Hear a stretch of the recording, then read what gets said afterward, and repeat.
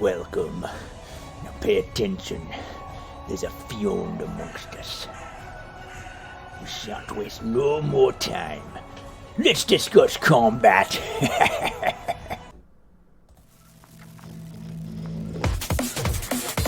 Cybernation Uncensored.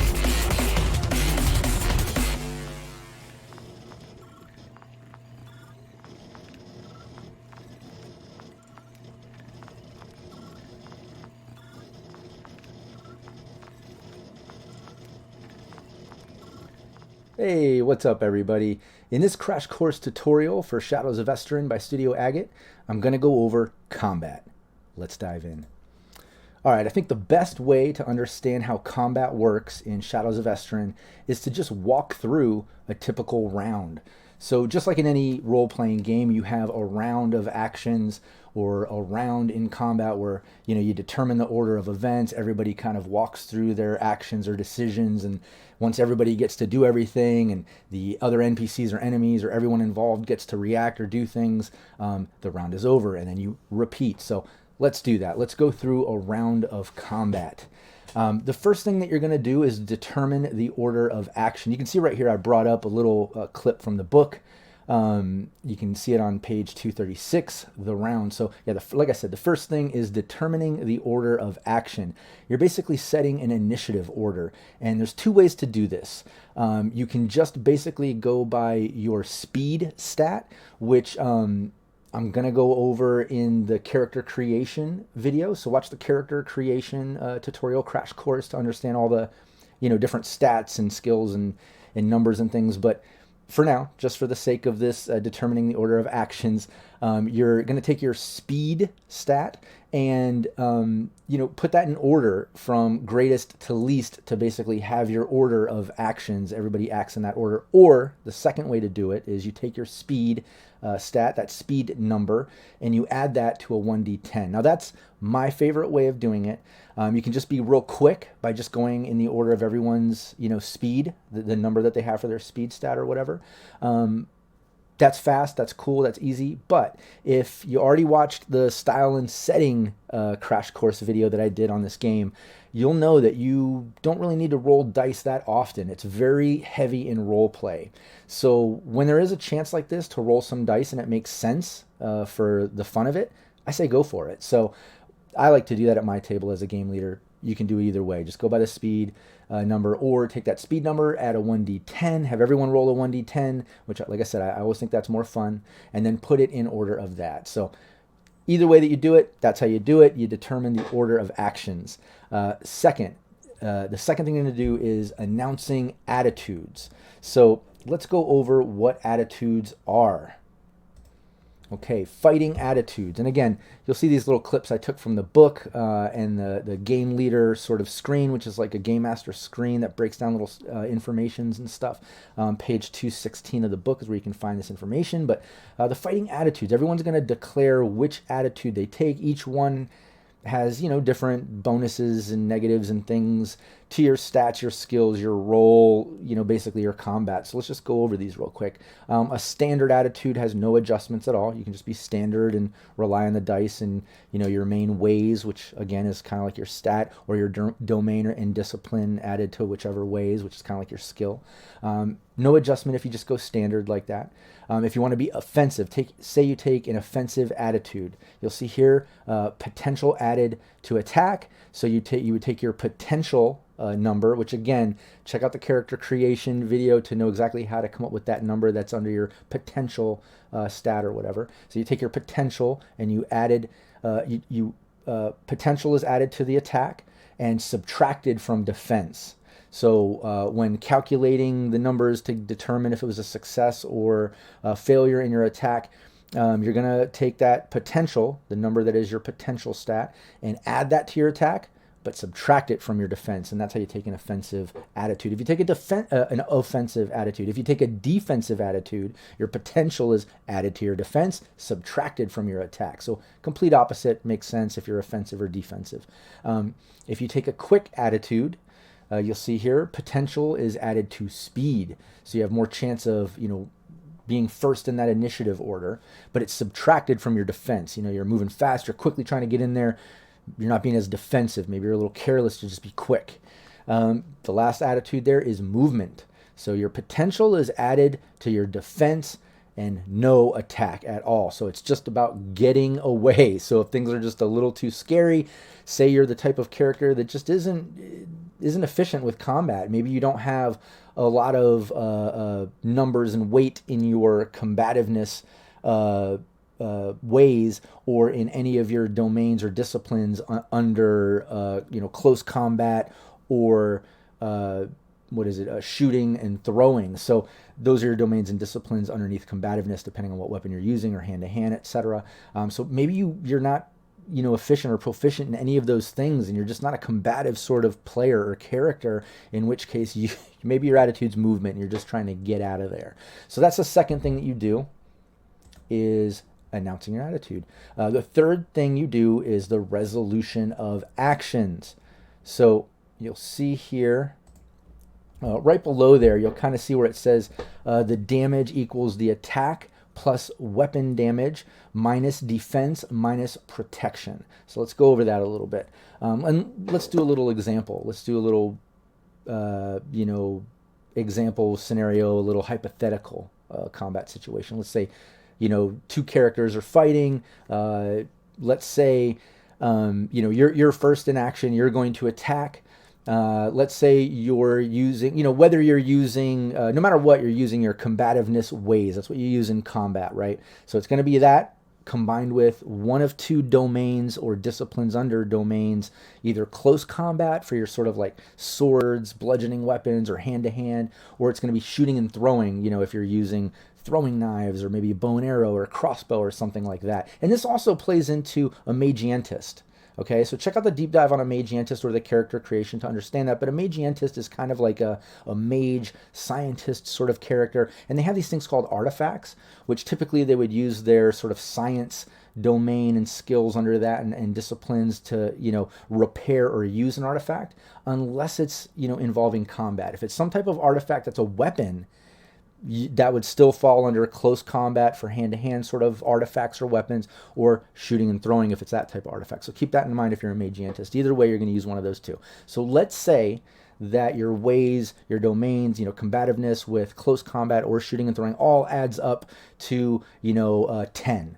Just for the sake of conversation. Again, these numbers are just here for some hypothetical. Let's say that adds up to 10, and you're attacking somebody, and you roll, let's say, a 5. So you have a 15. And their natural defense, their defense number, which again, you'll learn how to calculate these numbers in character creation. Let's say their defense number is an 11, let's say, is just a natural 11. So you just had to roll a 1 above that 10 to make it a successful hit. Now, keeping in mind, you don't want to roll a natural 1, because then you roll again, and if you get another 1, it's considered a crit failure, in which your weapon might break or something bad. I go over details of a crit success or failure in that other video about the core mechanics of this game. So check that out if you want to learn those details. But regardless, let's say you have a 10 in your attack, in your natural attack between combativeness and whichever domain you're using. You roll a 5, bringing you up to a 15. Let's say the enemy's defense is an 11. So it's automatically a hit. You've beaten that 11 by 4 points. So you see that little difference, that threshold difference is going to be your damage. So you take that 4 points of difference, and that's the damage applied to the person minus their protection. And protection is basically a number that's given based on what they're wearing and such. And when I should add the weapon damage too, let's not forget that. Let's remember that your attack roll, if you have your main ways, which is combativeness, and add that to whichever domain or discipline you're using at the time, whether hand-to-hand combat or shooting, throwing, and let's say that, and you roll a 1d10, that all comes up to 15. Let's not forget you add in weapon damage too. Let's say you're using a sword or an axe or a knife, something with a +1 or a +2. That goes in there as well. So it might be a 16 or a 17 by that point. Okay, so let's just say you have a +1, you're just using a simple weapon, but so now it's a 16, let's say, instead of that 15. Let's adjust that to make more sense. So then that would go against the other player's defense, which again, that number will be calculated in character creation. We'll go over how you calculate that, but you take their defense number and you would minus that from your number that you've derived from your roll, plus adding those stats and numbers and your weapon damage. And that difference, which now instead of 4 points would be 5 because you have that +1 from weapon damage, that 5 is the amount of damage being applied. Now let's say they're wearing some armor, some padded armor or big armor. That's where their protection comes in, which might give them a -1 or -2, right, to that damage. So all of a sudden those 5 points of damage go down to 4 or 3. And then you would mark that off on the health chart. That's the damage delivered. And I'm going to go over, health and healing in that separate crash course video. So those details will be covered. But just as an example, let me just show you real quick. There's a little, health condition chart, so you can kind of see where you mark off the boxes. So let's say you just got 4 points of damage after all that calculation, after the protection is reducing the total points or so. You would start filling out these boxes. Let's say you've already had some damage there and you're going all the way up to okay. Now you see you have a -1 to future actions till you can heal up. But again, I'll go over healing and health and damage and all that in that separate video. So that's how you basically calculate the resolution of action. And that's how you calculate the damage. Now let's go over a couple other things here. First off, let's go over that damage and protection, since I mentioned that. You can see here, like in different weapons, melee weapons or ranged weapons, you'll have a 1, a 2, a 3, a 4, a 1, a 2. Those are the damages, like I said, that you add to that D10 that goes into your ways and your domain, that total number for your attack.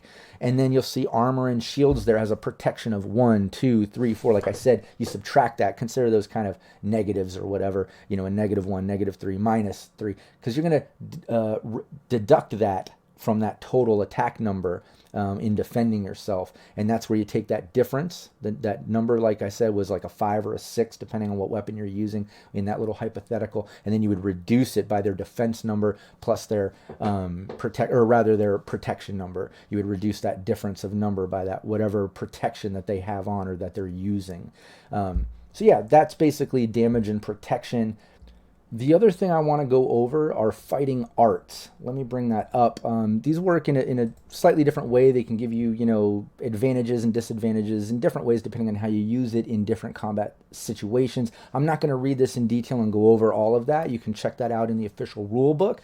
But to give you an idea of these fighting arts that you can kind of use in different situations, like a sneak attack, two weapon fighting, parry, archery, cavalry, you can see right there. And like I said, they affect the combat in different ways, and if you're creative with it in different scenarios, you can absolutely get some advantages that way. And learning fighting arts, let me go over that real quick just to kind of break it down, because it is involved in fighting, is instead of specializing in a category of weapons, which is something you can do during character creation, I go over that in that tutorial. Instead of that, a player character, can learn a fighting technique, one of these fighting arts that I just mentioned, or they can use 20 experience points. And I go over experience points in advancing a character in that crash course tutorial. But those are the two ways that you can pretty much learn these fighting arts and, get some advantages or disadvantages depending on how you use them in combat in different situations. So there you have it. So you can see combat isn't that simple, that black and white, that cut and dry in Shadows of Esteren as to just add a ways or stat with a skill, domain or discipline and rolling some dice. There's a bit more to it, You first determine the initiation, the sort of order of actions, and there's a couple ways you can do that. Then you announce your attitude, which can give you advantages and disadvantages depending on which attitude you take. You might have some fighting arts, and these fighting arts can come in and give you more bonuses or advantages, depending on the certain situation. And then you come out with your resolution. You roll the dice, you add it up, you determine the damage based on protection and your attack and weapon used, and as I explained. And then after that, calculating the damage, you got to fill it out on your chart, and that might affect you in different ways as well. And then aside from that, there's even some details in this, depending on the wound that you have. Do you have a limp because of an arrow through the leg? Did somebody heal that quick enough? Did you have proper time? Did anybody have, medicine or the skill to heal to help you? Or are you waiting till you get to the nearest town? Is this going to be a long-term sort of effect to you, that limp, or maybe a possible infection? There's more to it. And like I said, I go over that in the healing and, damage sort of, crash course tutorial. So check that one out. I dive into some of those topics and stuff, and you'll get a better idea of how it works on the back end of combat. So there you have it. That's combat. I hope you enjoyed it. Please give the video a like and a share, and I'll see you in the next one. Take care.